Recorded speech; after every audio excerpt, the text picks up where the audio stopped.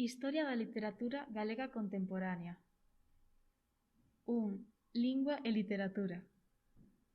Concibo nesta obra a historia da literatura galega como a exposición das realizacións e do desenrolo da fala galega no orde literario.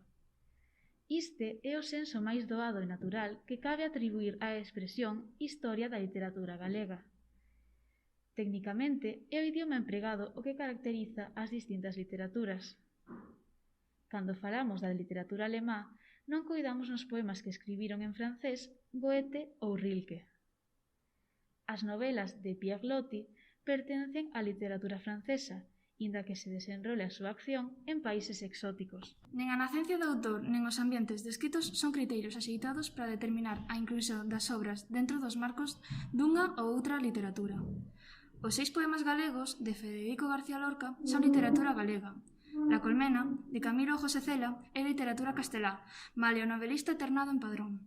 Por moi galego que poda ser o mundo de Los prazos de Ulloa, tampouco compre clasificar esta obra dentro da literatura galega. Entendo por literatura galega a literatura en galego. É certo que durante os séculos XIX e XX o escrito galego se ten expresado non só en galego, senón tamén en castelán e temos escritas niste derradeiro idioma algunhas obras nas que se espellan certos aspeitos da vida galega con nitidez e fondura innegables.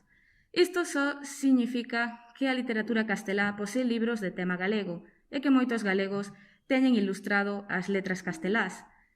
Hai unha ricaz produción en castelán como en latín de escritores de nacencia galega, mais esa produción corresponde á literatura latina ou a castelá en cada caso.